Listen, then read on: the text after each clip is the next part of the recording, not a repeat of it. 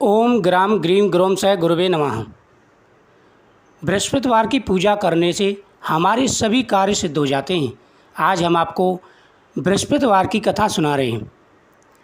बहुत ही अच्छे शुभ योग में ये गुरुवार पड़ रहा है। बृहस्पतिवार अगर हमारी उच्च स्थिति में हो तो व्यक्ति के सभी कार्य बनने शुरू हो जाते हैं, जैसे धन का आना, घर में सुख और समृद्धि का होना तथा सरकारी नौकरी जॉब के योग बनना। हर प्रकार के मनोरथ पूरे हो जाते हैं और स्वयं माता लक्ष्मी जी हमारे घर में निवास करती हैं। प्रत्येक व्यक्ति को, स्त्री पुरुषों को, सभी को गुरुवार की पूजा अवश्य करनी चाहिए और साथ ही गुरुवार की यह कथा जरूर श्रवण करनी चाहिए। कथा के श्रवण करने से आपके हर कार्य बनने लगेंगे और स्वयं माता लक्ष्मी आपकी हर मनोकामना पूरी करेंगी। तो जरूर सुने ये पूरी कथा। इसके श्रवण करने से व्यक्ति के धन्य धान्य के कार्य बनने शुरू हो जाते हैं और व्यक्ति खूब धनवान हो जाता है। ओम ग्राम ग्रीम ग्रोम सह गुरुवे नमः। स्वागत है आप सभी का मेरे YouTube चैनल पर। मैं हरिओम शर्मा आज आपको बृहस्पतिवार की कथा और विधि के बारे में जानकारी दे रहा हूँ। ओम क्लीम बृहस्पति नमः। बृहस्पतिवार को जो भी स्त्री पुरुष व्रत करें उनको चाहिए कि वह दिन में एक ही समय भोजन करें, क्योंकि विश्वेश्वर भगवान का इस दिन पूजन होता है। भोजन पीले चने की दाल आदि का करें, परंतु नमक नहीं खाएं। पीले वस्त्र पहने, पीले ही फलों का प्रयोग करें, पीले चंदन से पूजन करें। पूजन के बाद प्रेम पूर्वक इस कथा का श्रवण करें। भारतवर्ष में एक राजा राज्य करता था। वह बड़ा ही प्रतापी था, दानी था। नित्य ही वह गरीबों और ब्राह्मणों की सहायता करता था। यह बात उसकी रानी को अच्छी नहीं लगती थी। वह ना ही गरीबों को दान देती, ना ही भगवान का पूजन करती थी और राजा को भी दान देने से मना किया करती थी। एक दिन राजा शिकार खेलने वन को गए हुए थे। रानी महल में अकेली थी। उसी समय बृहस्पति साधु के भेष में राजा के महल में भिक्षा मांगने के लिए गए और भिक्षा मांगी। रानी ने भिक्षा देने से इनकार किया। कहा, साधु महाराज, मैं तो दान पुण्य से तंग आ गई हूँ। मेरा पति सारा धन लुटाता रहता है। मेरी इच्छा है कि हमारा धन नष्ट हो जाए, फिर ना रहेगा बाँस, ना बजेगी बाँसुरी। साधु ने कहा, हे देवी, तुम तो बड़ी अजीब हो। धन संतान तो सभी चाहते हैं, पुत्र और लक्ष्मी तो पापी के घर में भी होनी चाहिए। यदि तुम्हारे पास अधिक धन है तो भूखों को भोजन दो, प्यासों के लिए प्याऊ लगवाओ, मुसाफिरों के लिए धर्मशालाएं खुलवाओ। जो निर्धन अपनी कुंवारी कन्याओं का विवाह नहीं कर सकते उनका विवाह कर दो। ऐसे और कई काम हैं जिनके करने से तुम्हारा यश परलोक में फैलेगा। परंतु रानी पर उपदेश का कोई प्रभाव ना पड़ा। बोली, महाराज, मुझे कुछ ना समझाइए। मैं ऐसा धन नहीं चाहती जो हर समय बांटती फिरूं। साधु ने उत्तर दिया, यदि तुम्हारी ऐसी इच्छा है तथास्तु। तुम ऐसा करना कि बृहस्पतिवार को घर लीपकर पीली मिट्टी से अपना सिर धो के स्नान करना, भट्टी चढ़ाकर कपड़े धोना। ऐसा करने से आपका सारा धन नष्ट हो जाएगा। इतना कहकर वह साधु महाराज वहाँ से लोप हो गया। जैसे वह साधु कहकर गया था, रानी ने वैसा ही किया। जिस प्रकार से साधु ने समझाया था, रानी ने वैसा किया। 6 बृहस्पतिवार ही बीते थे कि उनका सारा धन नष्ट हो गया और भोजन के लिए तरसने लगी। संसार भोगों से दुखी रहने लगे। तब वह राजा रानी से कहने लगा कि तुम यहाँ पर रहो, मैं दूसरे देश जाऊँ, क्योंकि यहाँ पर सभी मुझे जानते हैं, इसलिए कोई कार्य नहीं कर सकता। देश चोरी परदेश भीख बराबर है। ऐसा कहकर के राजा प्रदेश चला गया। वह जंगल को जाता, लकड़ी काट कर लाता और शहर में बेचता। इस तरह जीवन व्यतीत करने लगा। एक दिन दुखी होकर जंगल में पेड़ के नीचे निश्चित रूप से आसन जमा करके बैठ गया था और वह अपनी दशा को याद करके व्याकुल और रोने लगा। इधर राजा के जाने के बाद रानी दुखी रहने लगी। एक बार तो इतनी गरीबी आ गई कि 7 दिन बिना भोजन के व्यतीत हो गई। उसने अपने दासी से कहा, दासी देख, हम 7 दिन बिना भोजन के व्यतीत हो गए हैं। ऐसा कर, बगल के राज्य में मेरी बहन रहती है, वह बड़ी आदमी है, इसलिए तो उससे कुछ सहायता मांग के ला। दासी राजा रानी की बहन के पास पहुंची। रानी की बहन उस समय बृहस्पति भगवान का पूजन कर रही थी, क्योंकि उस दिन गुरुवार था। दासी ने कई बार कहा, लेकिन रानी की बहन ने कोई उत्तर नहीं दिया, क्योंकि उस समय वो पूजन कर रही थी। और यह नियम होता है कि जब तक कथा होती है ना बोलते हैं ना उठते हैं बीच में से। उसने कई बार कहा, लेकिन रानी की बहन ने कोई उत्तर नहीं दिया। वह वापस आ गई और आकर के कहने लगी कि हे रानी, तुम्हारी बहन तो बहुत बड़ी आदमी है, वह छोटे लोगों से बात ही नहीं करती। मैंने कई बार कहा, उसने उत्तर नहीं दिया।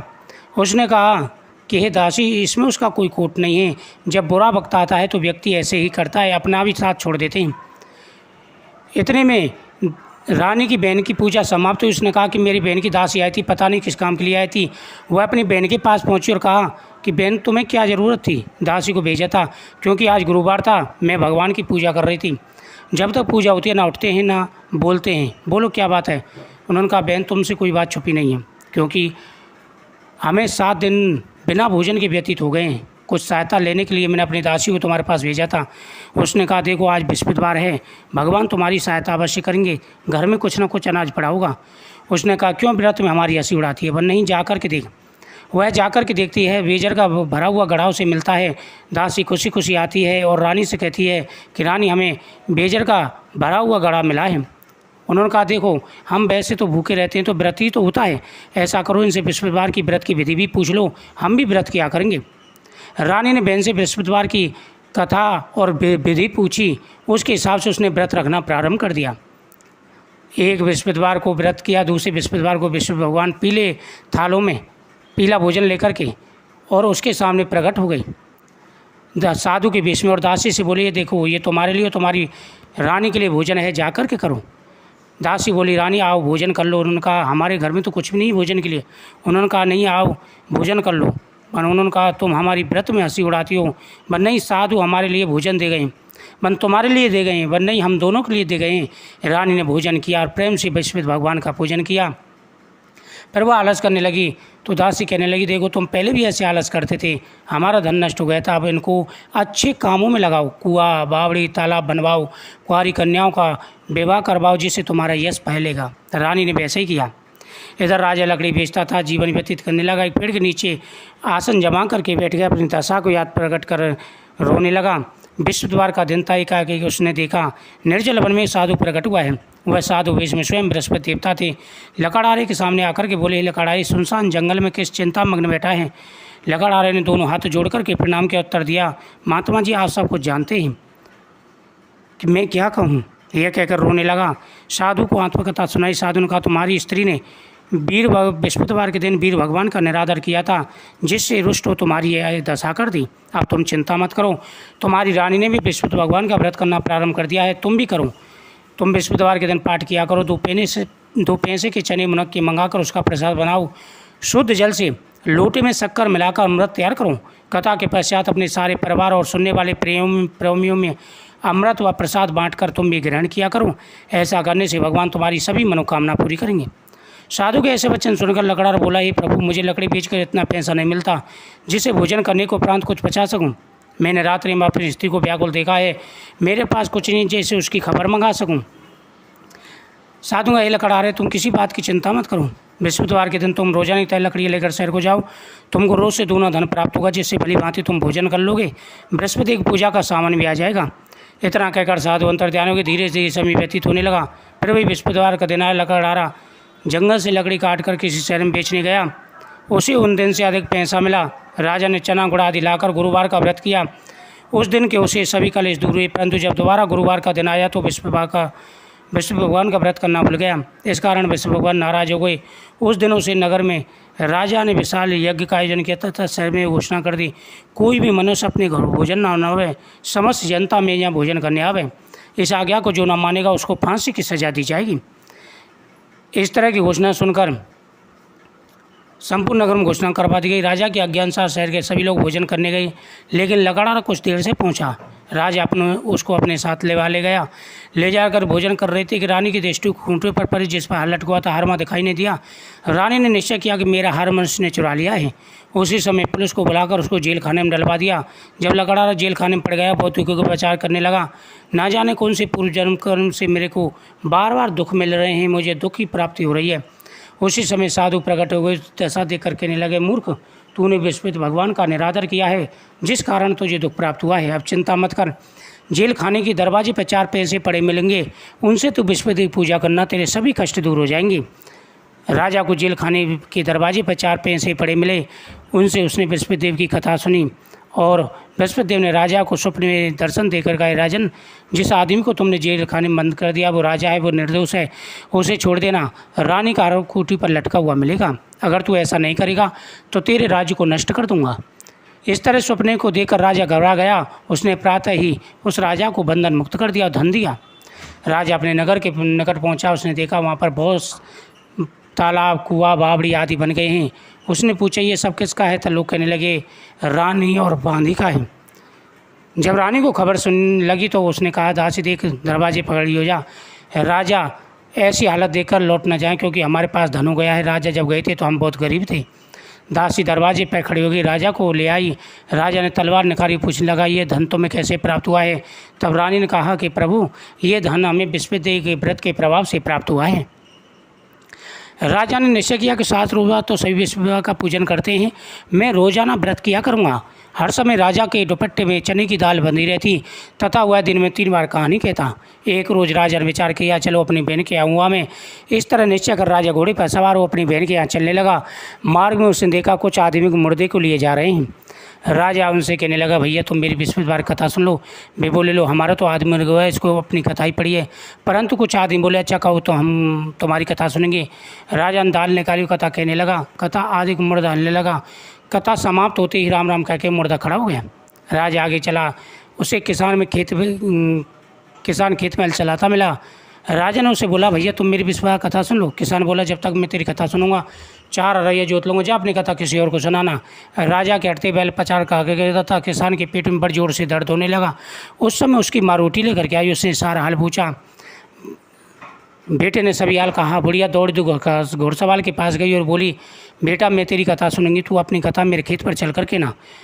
बुढ़िया खेत पर जाकर के राजा ने कथा कही, जिसको सुनकर बैल खड़ी हो गई और किसान के पेट का दर्द बंद हो गया। राजा अपनी बहन के घर पहुंचा। बहन ने भाई की खूब मेहमानी की। दूसरे रोज राजा जगा तो वह देखने लगा, प्रातःकाल उठते सब लोग भोजन कर रहे हैं। राजा ने अपने बहन से कहा, क्या ऐसा कोई मनुष्य जिसने भोजन नहीं किया हो वह मेरी बृहस्पतिवार की कथा सुन ले। बहन बोली, भैया ये देश ऐसा ही है, पहले यहाँ लोग भोजन करते हैं, बाद में अन्नकार करते हैं। कोई पड़ोस में हो तो देखा हूँ। वह ऐसे कहकर देखने चली गई, परंतु उसे कोई ऐसा व्यक्ति नहीं मिला जिसने भोजन किया हो।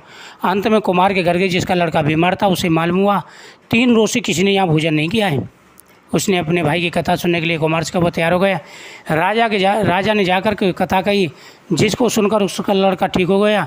अब तो राजा की प्रशंसा होने लगी।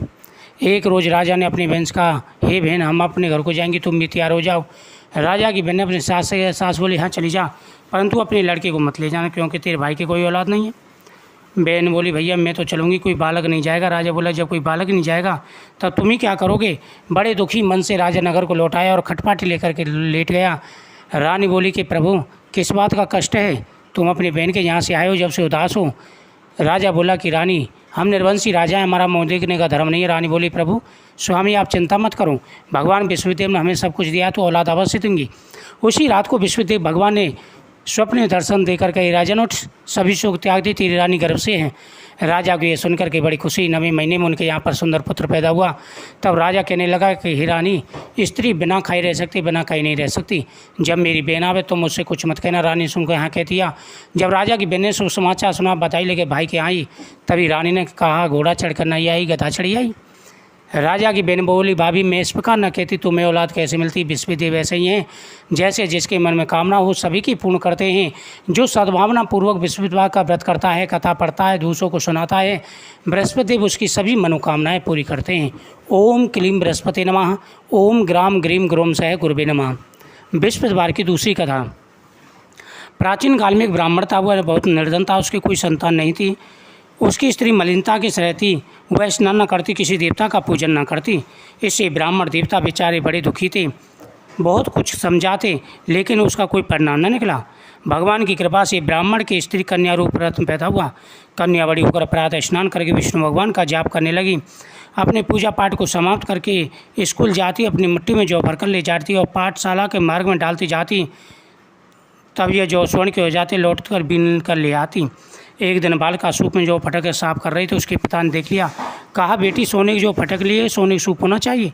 दूसरे दिन गुरुवार था, उसने प्रार्थना की कि हे प्रभु, मैंने आपकी पूजा सच्चे मन से की है, तो मेरे लिए सोने की सूप दे दो। वह पाठशाला से लौटकर आ रही थी, रास्ते में सोने का सूप मिला, उसे जो साफ करने लगी। एक दिन बालिका सोने के सूप में जौ साफ कर रही थी। उस समय शहर का राजपुत्र माँ होकर के निकला।